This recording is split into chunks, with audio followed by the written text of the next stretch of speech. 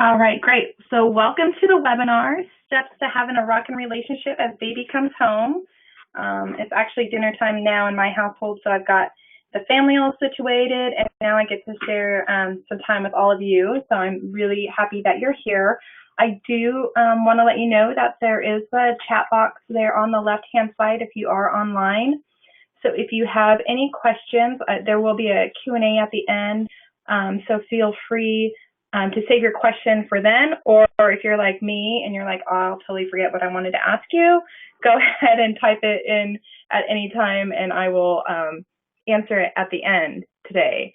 So if for some reason you're, a little nervous and you're like, I don't want everyone to see, there is a feature instead of sending it to everyone, you can send it to presenters and I'll just see the question and I'll read it and answer your question. So just wanted you to know those details. So again, I'm excited that y'all are here today.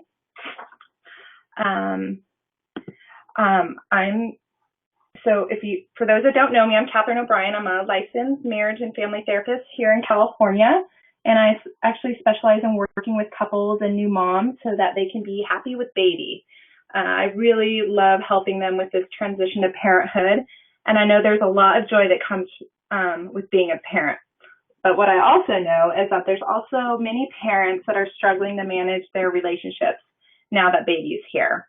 And there are moms who are struggling with anxiety and depression and feel it's just too taboo to talk about. So I really love giving the tools and resources that they need to help them feel better as their family grows, because this really should be a fun time. So that's what I do professionally, but personally, I'm married to my very patient husband, who's watching the kids right now for me.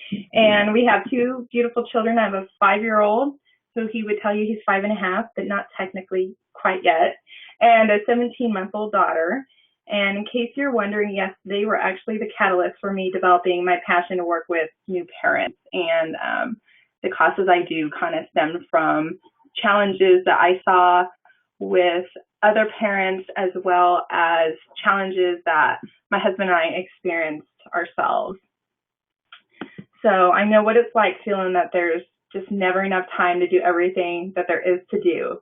And even now you're probably sitting here thinking about all the things you need to be doing, like laundry or getting dinner ready, or maybe even hoping the baby doesn't wake up from a nap or bedtime, depending on where you're at. So if you've joined me for our webinar back when we discussed the myths of motherhood, we talked about what happens when baby comes home from the hospital or the midwives leave or whatever. And I mentioned that when my husband and I had our son, I just couldn't believe they could send him home with us, because I personally had no clue about babies other than what I was taught in the birthing classes and in books I had read. And I was just so terrified about having to be home alone with the baby all day. But the truth of the matter is, when you have experience and when you read all the books and you take all the classes, there's still really no way to actually understand what it will be like when your baby comes home. It's definitely not all that cooing and sweet baby smells. It's more like crying and dirty diapers and interrupted sleep. And it just puts a strain on a person, not only emotionally, but also physically. And it really does take a toll on our relationships. So today I'm going to be talking about what it's like to actually bring baby home and how that impacts our relationships with our partners.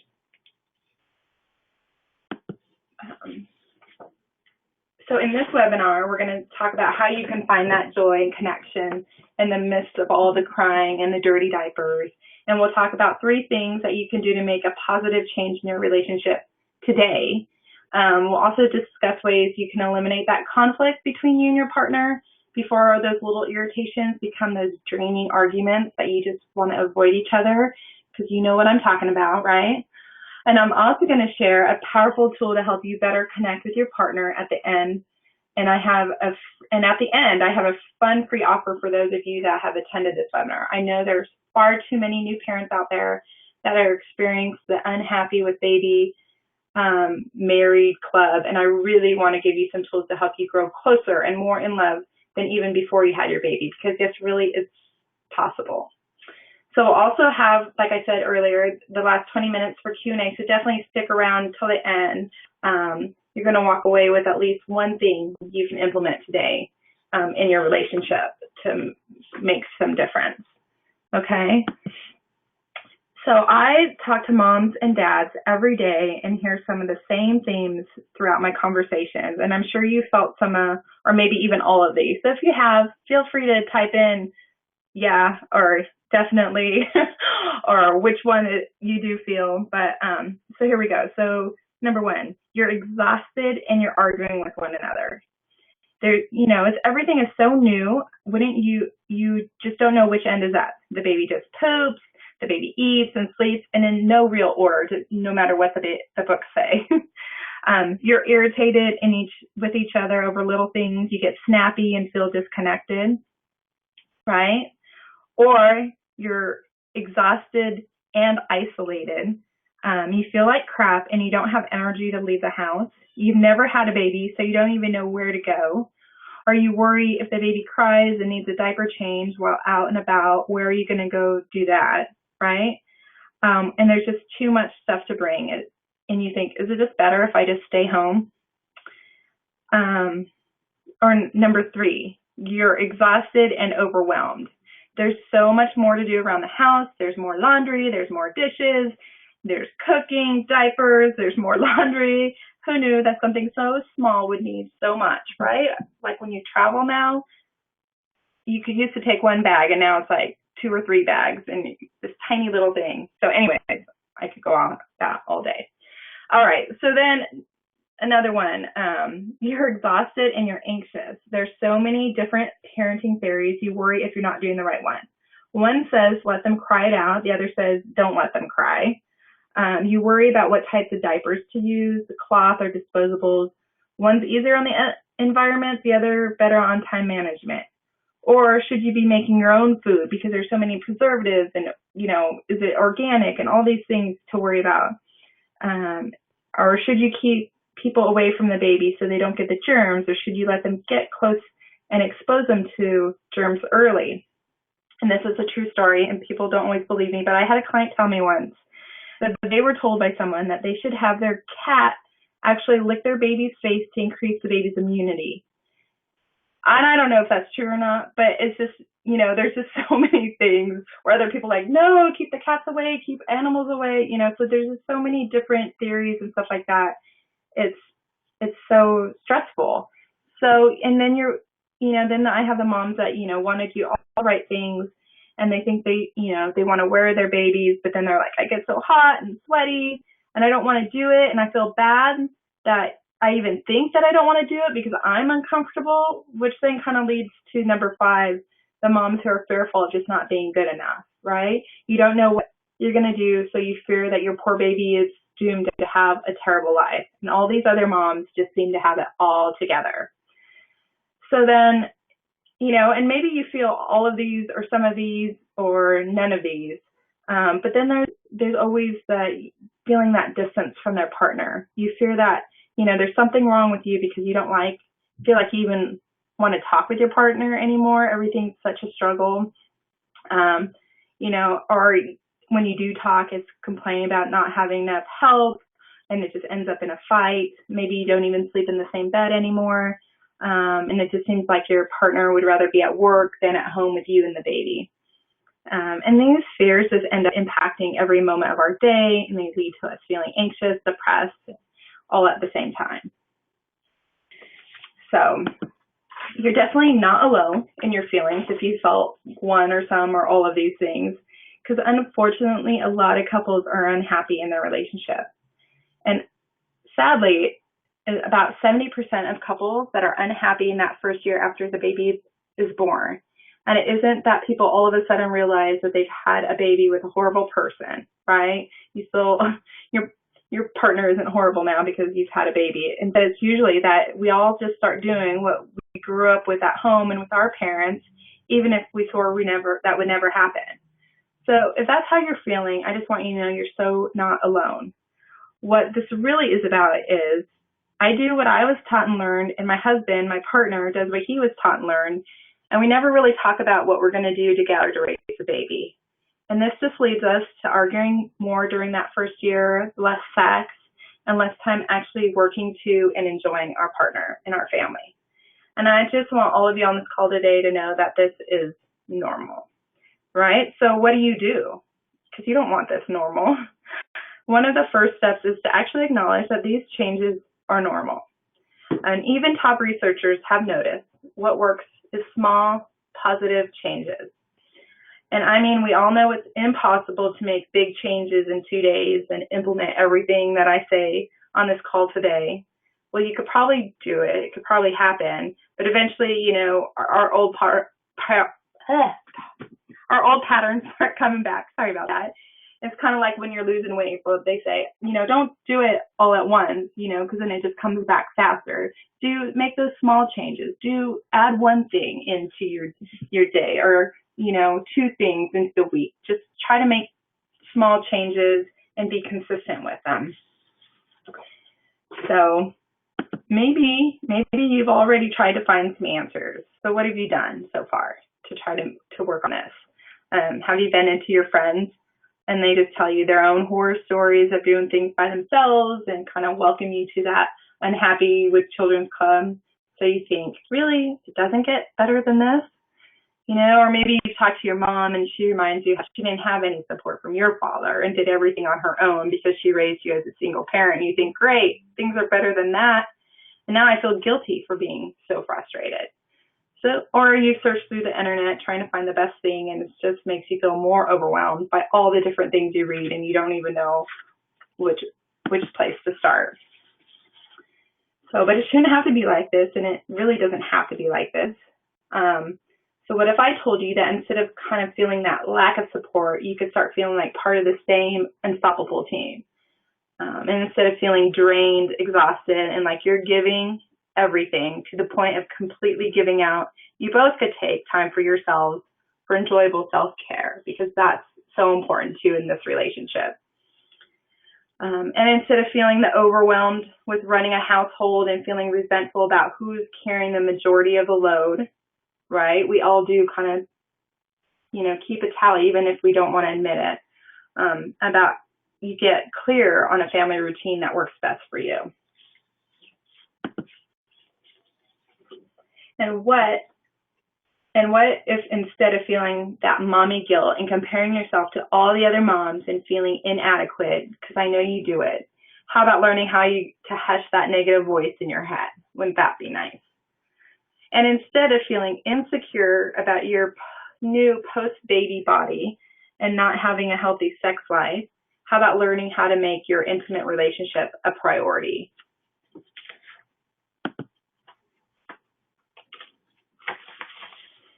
So there's definitely hope, and you're in the right place, and I'm going to share with you how to get there. And I'm also offering you a complimentary relationship reboot phone session too. So I don't want you to miss this opportunity. I'd love to talk with you about how you can make sure to implement some of these strategies so you can have that relationship you really want and that you really deserve for not only you, but your partner and just your family as a whole. So what are some things that we can do to get from that less than passionate place where you're not even wanting to sleep in the same bed and get to the place where you fell in love and had this baby to begin with?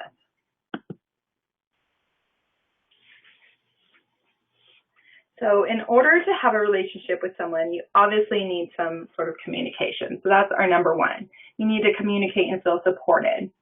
And one of the biggest struggles that I talk with couples about all the time is that having a baby has magnified their not so great communication that they had prior to having a baby, because now they need it more than ever. So just how do you communicate in a way that you can actually feel supported, but also in turn support your partner? Well, there's this one technique that I actually use with my own husband and encourage and coach my clients to use all the time. And it's really effective and can be so beneficial. It's called a stress-reducing conversation, or I just call it a daily powwow, right? And it sounds simple, a powwow, and it really is, especially if you do it on a regular basis. And this is something you should be doing daily, right? Checking in with each other regularly, making sure you're on the same page with things. And with this, you're also asking your partner to be your ally, right? You want to be on the same team. And it's about understanding each other and not just about giving each other advice. So how exactly do you do this? Well, first of all, you're going to each take turns about who's the speaker and who's the listener, because the point is that you each get a turn to speak and you each get a turn to be the listener. So as a speaker, you think of a stressful situation that's going on in your life. For example, maybe you have a coming visit from a relative. That can definitely be a hot topic. Maybe there's a difficult conversation with your nanny or child care worker, whoever watches the baby, or maybe you're at work and you have a struggle with a coworker. So then you discuss the stress with your partner, describing the circumstances, your feeling, just different events around it. And as the listener, your partner in this case is going to listen, right? They're not going to try to solve the problem for you, because that's not usually what we want. We don't want them to solve it. We just want somebody to hear what we have to say. And they're going to be give support, show interest in them, in your baby, offering support by kind of we against others and showing affection. You also would join in their emotions by showing interest and then sharing in any excitement if it's something, a good thing that's happening. So what you want to make sure that you don't do is ignore your partner or fail to respond. You don't want to get defensive or criticize them or side with the enemy. And that's like if you would say something like, well, what did you do? Well, what did you do that made them do that? Or, something that would make them feel like they were in the wrong. You're their support. You're their go-to person that they can talk to, right? And also you want to make sure that when you're having this conversation, you're not distracted by looking at Facebook or checking email or watching TV or doing something else. You want to be able to make sure that you're giving each other time. And then you would switch and give your partner that same time to share, and you would listen to them. So, like I said, this conversation doesn't have to be necessarily about a negative situation. It can also be an opportunity to talk about what's going on in your day or discuss upcoming plans or any issues. And it could be about good stuff too, like what the baby's doing or what you noticed today or something funny that happened. And because what's really important is that we're giving that time and attention to each other. And because it usually goes, it's so easy to go through the day and not give that time. It only has to be 10, 15 minutes. And if you're doing that on a daily basis, that time definitely adds up. I have some couples that are like my husband and I used to do it when our babies were small. We'd go for a walk and we'd talk, so that's definitely more than 10, 15 minutes. But that was always a good time for us to connect because we weren't really distracted at that point on our walk. Or I have a couple, their new thing is they put their child to bed, and then they go outside on their porch and they drink a glass of wine or something. And they sit there and check in. And then another couple was telling me how they started using like these, those table topic things. So they would kind of go through their conversation and then they pick a table topic, and then it asks like a certain question, and then they discuss that. And so it's just kind of just helping them bond and connect more. So that's just really exciting, because the whole point of this is it helps to strengthen that mutual love and trust. And that's what you really want to build on. Okay. So it's like, how can you implement some of this? So number 2, identify signs of neglect and fill your own buckets. So by having a daily powwow, it also gives us an opportunity to identify our moods. Are we irritable, frustrated, overwhelmed? Getting that support from our partner. And it also helps us identify our needs. Like, do we need to get some extra sleep? Do you need to get a haircut? How can you get that done? Do you need to go out on a date? Do you need to hang out with friends? It's checking in with them, talking about your needs and how you guys can help support each other with that. So one thing I know people really struggle with is being direct, and they need to be direct with what you want. For example, and this is when it comes to talking to your partner. You might say to your partner, you'd think you'd call me to see how my day was going. So in this example, it's clear that what you're longing for is a connection, but the way you're expressing it is in an irritable, negative way. And probably because they're stressed or disappointed because they're not hearing from their partner. But instead, a saying like that, you could say it like, hey, I would really like it if you call me during the day. It makes me feel good. We kind of forget that golden rule to treat others the way we want to be treated, and we kind of lash out or speak negatively to our partners, like in that example. And we're treating the others the way we feel we're being treated, which is kind of perpetuates that cycle. And the way to break it is to speak directly and nicely the way you'd want to be talked to. And I know, believe me, I know this can be hard to do when we're tired. So sometimes things come out of our mouth, and I'm guilty of this. But you can always say, I'm sorry, and maybe walk away, take a quick break, come back and say, hey, I'm sorry, I didn't mean it like that. This is what I really meant. Because I know it happens. But really, it's about trying to do these things. And the positive change I'm talking about starts within us. And we think our partners are mind readers, and they're not. And we often have to ask for what we need, and that's okay. I have people that say, well, if I have to ask for it, then it doesn't mean as much. Well, you have to ask for it because they don't know, and then we're disappointed in them because they didn't do what we wanted them to do, and they never knew that's what we wanted. So if you ask them for something and then they do it, then it's like, okay, great, that means something. They're listening to you. And my son's in karate right now, and his karate instructor always says, you've got to give something before you can take something, So say to them, thank you for calling me today from work. I really appreciate it, and hope you can call me again tomorrow. It's like, feels good to be checked in on. That feels good. I hope that you can do that again when it's convenient.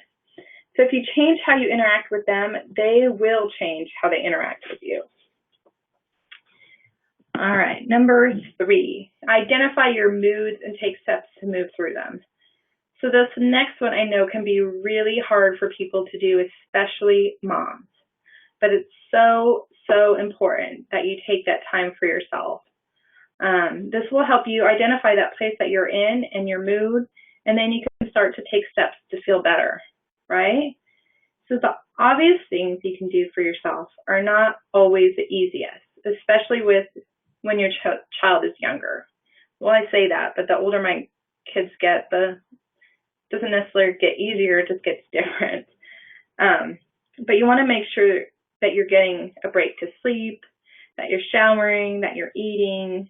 And I love this quote I saw by, and I don't know if I'm saying her name right, and so I apologize to her. But her name's Audre Lorde, and she was a writer and civil rights activist. And it says, I have come to believe that caring for myself is not self-indulgence. Caring for myself is an act of survival, right? How true is that? Caring for myself is not self-indulgent. Caring for myself is an act of survival. Because if we're not caring for ourselves, we can't do all these other things as parents. We can't take care of someone else if we're not taking care of ourselves. And also, because I know this hits moms especially, that if I say, taking care of yourself, you're modeling for your child how to take care of themselves, right? Because you want to grow up and have them to have a healthy life, and that they take care of themselves and they don't, burn the candle at both ends or anything like that. So you're modeling for them how to take care of yourself. So what are some things you can do? Well, first of all, you can rest as much as you can. And I know, especially if you have a young baby and you're getting up in the middle of the night several times, it's hard to do. You're not getting enough sleep. End of story. So during the day, if you can rest when they're sleeping, and there's always the moms that say, well, I can't sleep I can never fall asleep. That's okay. That doesn't mean because you can't sleep, you need to be doing laundry or anything. Still lay down, rest, read a story, do something, quiet your mind, just relax. Because sometimes if you do that, that's enough too, or that's helpful. Not enough, but it's helpful. You also want to include physical activities, such as walk with your baby into your daily routines, even if it's just around the block. Sometimes that fresh air, the sun, is all really good for your mood. Eat healthy foods, plenty of fruits, vegetables, avoid alcohol, and then get dressed. Sometimes it's a matter of putting on a new pair a new outfit, even if it's another pair of yoga pants, as long as they're clean or something, like putting on something new can be different. And leaving the house. Sometimes it's good to leave the house. I know when my kids were young, sometimes I would just be like, I just need to do one thing a day. What's it going to be? Whether I went to the store, or there's a local mom's group, or there's a local mom's exercise class. Like, I would do that, and that was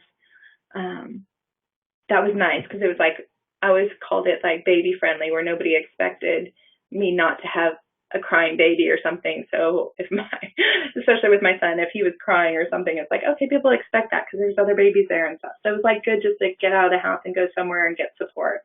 And it could be like you're visiting a friend, or you're running an errand, and then schedule time alone with your partner.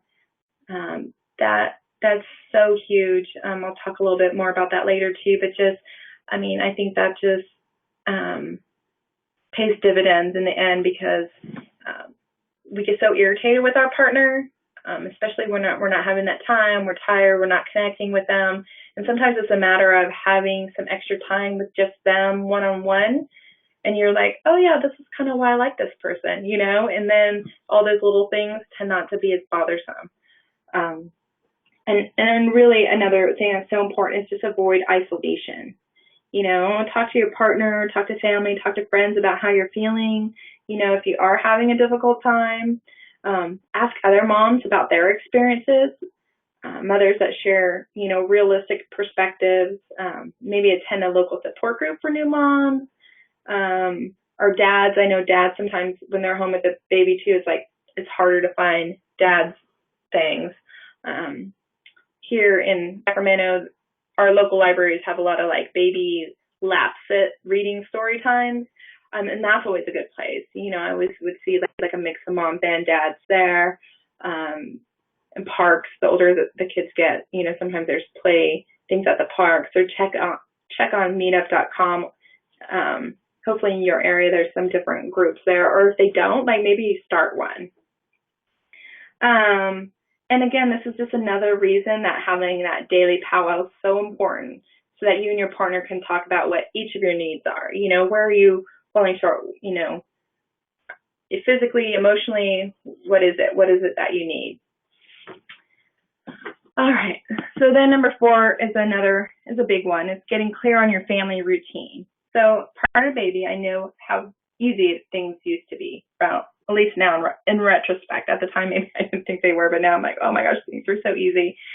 You could go get groceries, you could clean the house, you could go for a haircut, or whatever you needed to do, and it wasn't like a negotiation. But now it seems like everything is, right? And you're juggling all the schedules. But what it is you really have to learn how to work together, right? Things will be run so much smoother. But this also takes that constant communication and compromise based on all your priorities.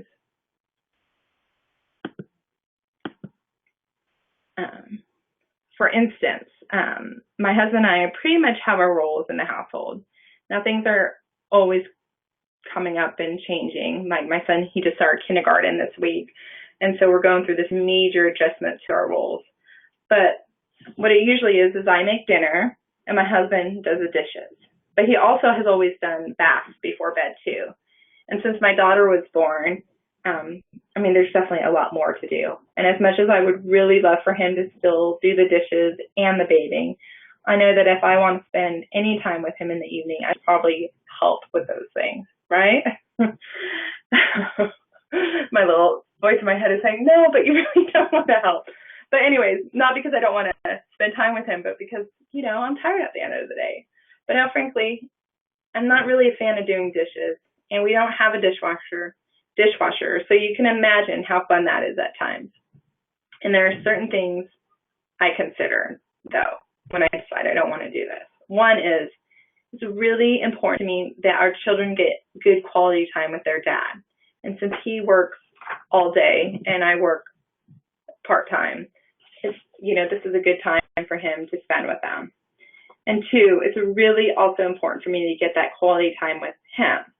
Now, it doesn't happen every night. Like, there are the times I fall asleep, or there are the times that we just want to relax and watch a TV show we both enjoy, and I usually end up falling asleep.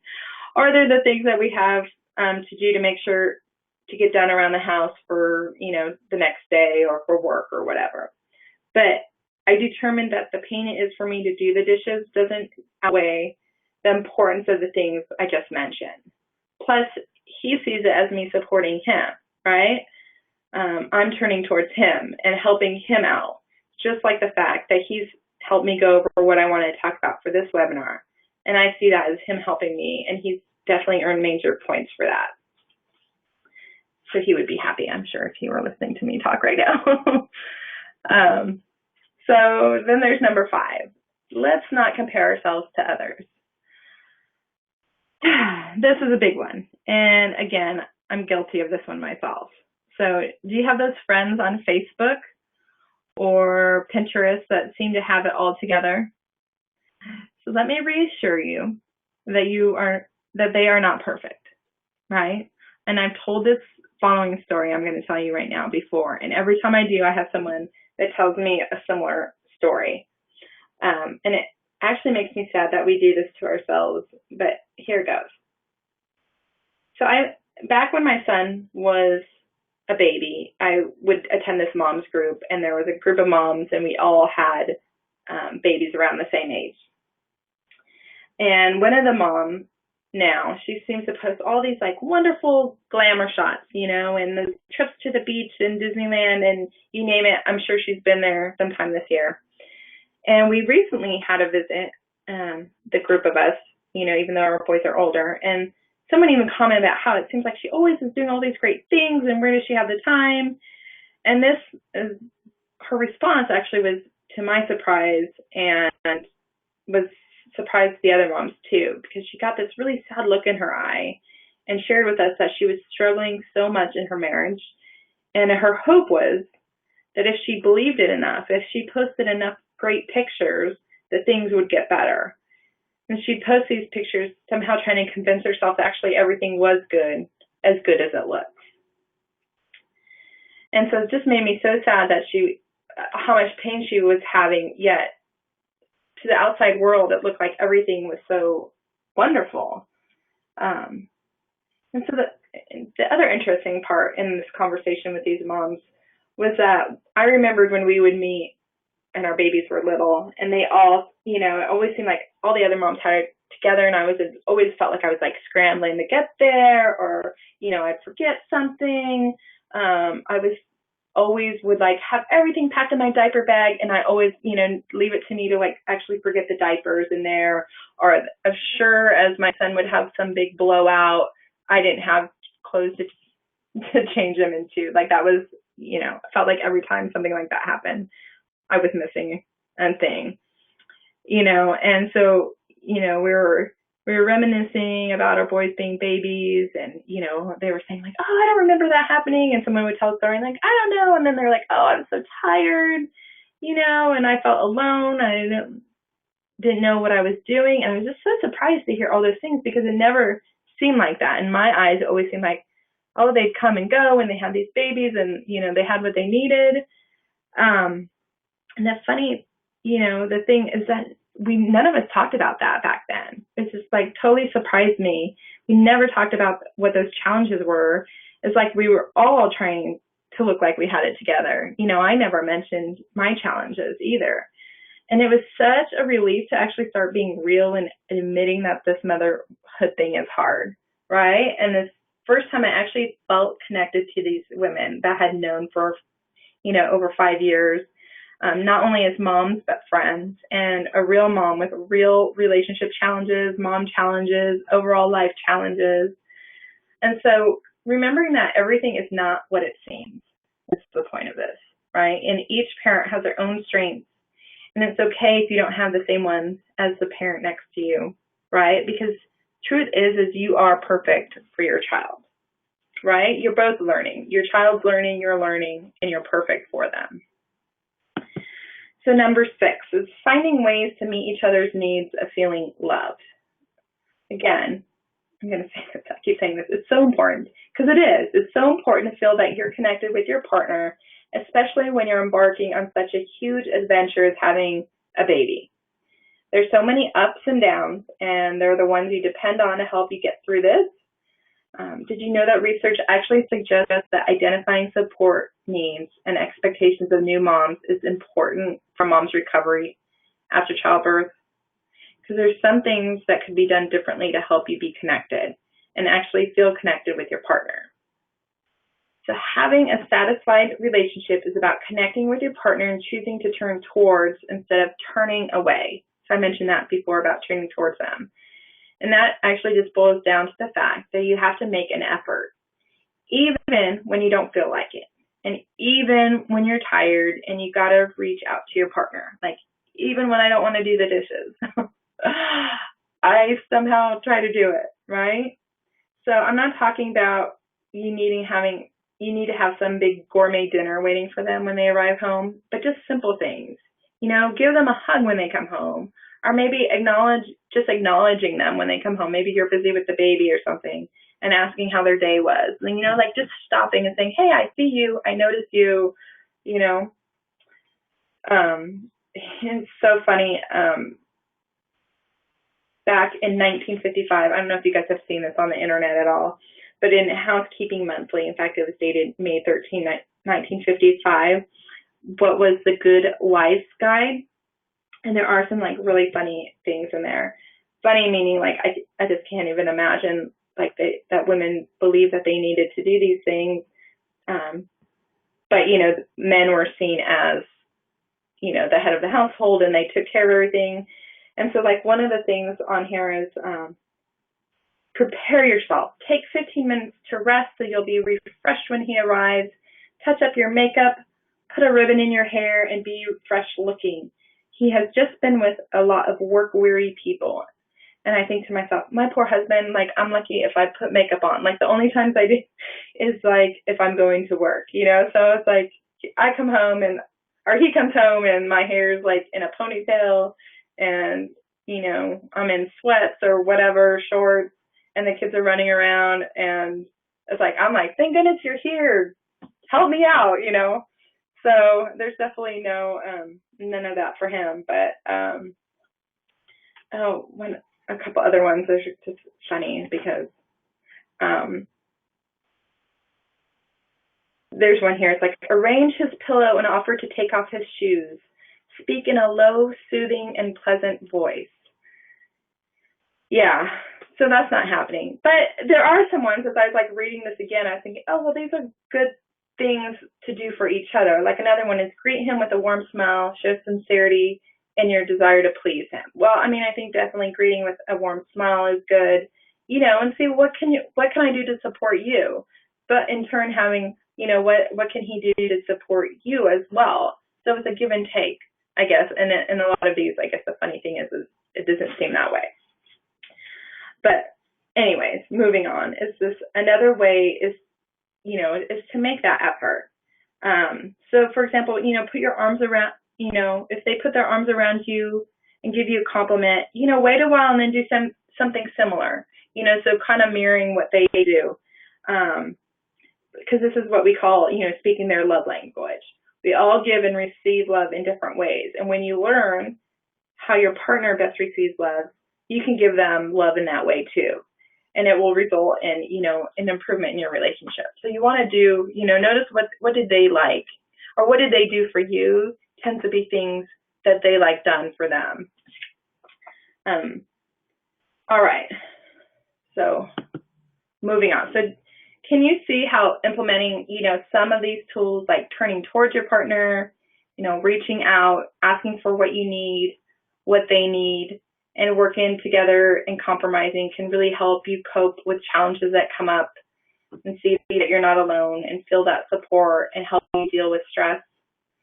Because while we're all capable of implementing change, when we have support to do so, we're much more confident, and the accountability can help us improve our relationship drastically. And it's not just new parents that are learning this stuff. Even parents who've been around the block a few times have room to improve their relationship. Yes, I can raise my hand to that one. In fact, when each addition to your family, you're presented with new challenges. But if you lay a solid foundation, it really helps you cope and stay together. So it's because of all these reasons I've talked about today that I actually created an online program that I'm really excited about. My husband and I have been co-facilitating a live in-person class here in Sacramento for almost 4 years now, and we've developed this online program out of all the wonderful feedback we've gotten through the years. And I'm hoping that my husband will actually make some guest appearances in this program, because he's really he's different than I am. You know, he has that dad perspective, which is really helpful. So it's an 8-week program for your relationship, and we do it all in the privacy in your home at your own pace.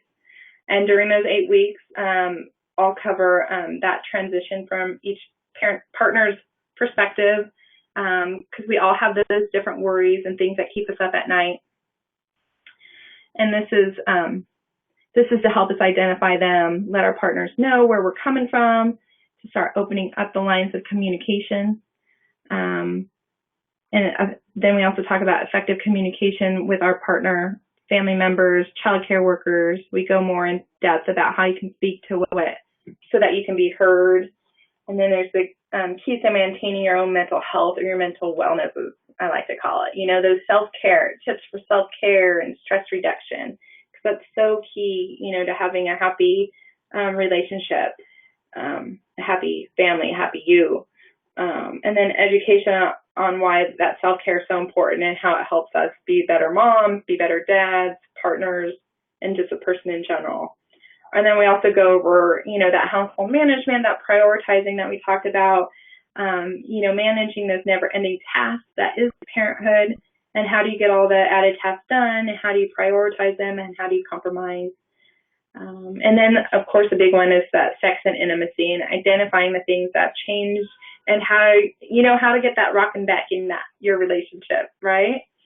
So then just tying it all together, and we wrap up and plan the year, and how you guys will actually survive that first year after baby comes home. So this program is, there'll be 4-hour-long webinars every other week. There's worksheets to complete with your partner. Also have a private Facebook group for support from me, as well as the other partners in the same situation. And then I'll also give 2-hour-long consultations with me to you and your partner. And of course, this can be divided up into 4 half-hour long, because I know sometimes that's just more effective. And then there's a lot of other goodie things I'm working on. So I'm really, really excited about this, and help more couples just like you. So I just really want each couple, you know, to get the most out of this program. So I'm actually only limiting it to the 8 couples. The investment for your relationship is only $697. It's paid in full. You save almost $100, or also do two equal installments. But I'm kicking it off on September 25th, which really excited about that. Sorry, I forgot to turn the page here. Yeah, so it's coming up here in a couple weeks.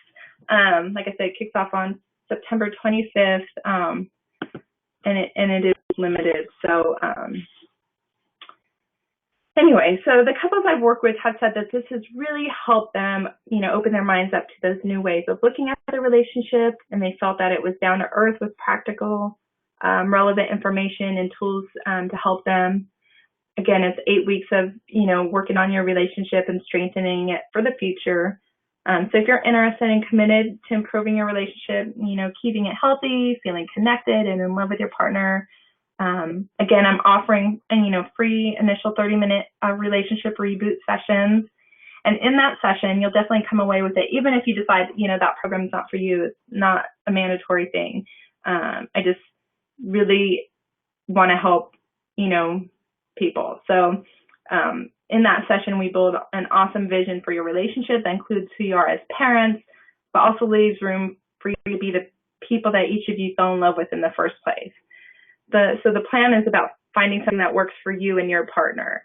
So if you're interested in one of those, you know, definitely click on the happywithbaby.com Rockin-relationship-reboot- session to request your free consultation session, because I would really, you know, I'd really love to talk to you to see, you know, what kind of changes you can make today.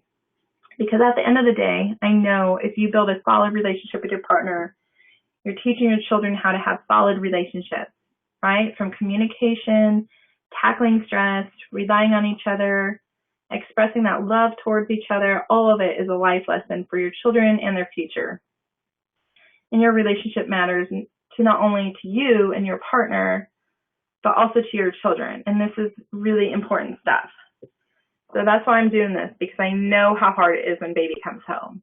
And I know the struggles of finding your footing as not only a parent, but also as a partner, now as a partner with a child. So I just really want you to commit as a couple, making sure you take care of your relationship so that you can in turn take care of your family.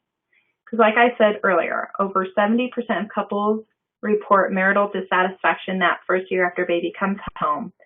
And it just doesn't automatically get better when they turn 1 year. Up to 67% of couples report a decline in that relationship satisfaction over the first 3 years, right? And couples report the growing resentment towards their partners, but it doesn't have to be that way. And I really want to give you even more tools that are relevant specifically to you and your partner so that you don't have to be one of those statistics. So that's that. I want to open it up now to questions and answers.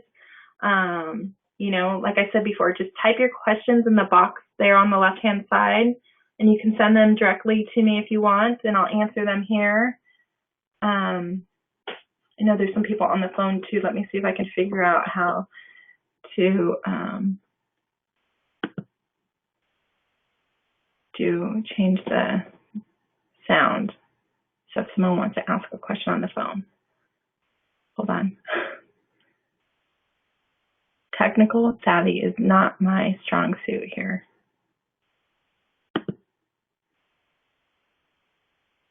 Okay. All attendees are muted and may unmute themselves by pressing *6. So I'm not sure if you heard that, but if you're on the phone and you want to ask a question, you can push *6 and ask a question on the phone or online here, and I can answer them. There's no questions? Let's see here. Someone's sending something here privately. Hold on.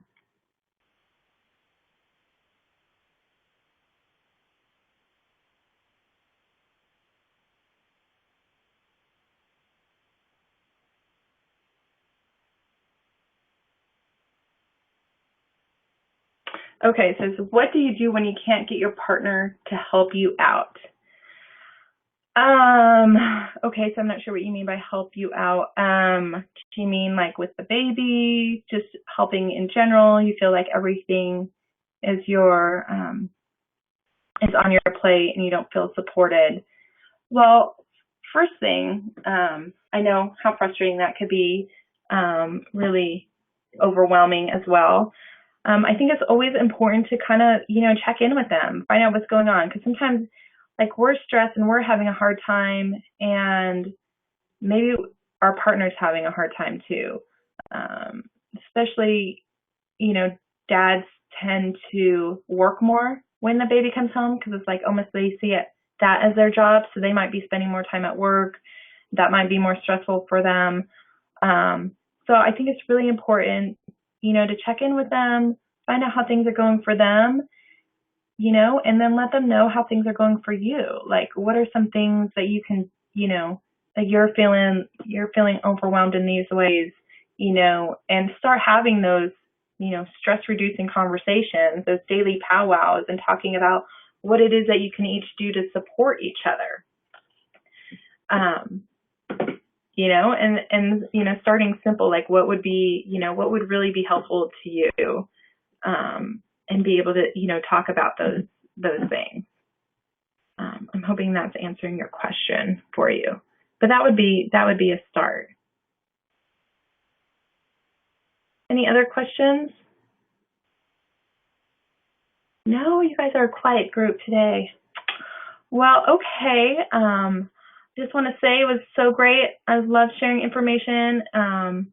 like I said, if anything comes up, feel free, send me an email. You can respond to any of the emails I sent you. They'll come directly to me, answer them, or sign up for the relationship reboot.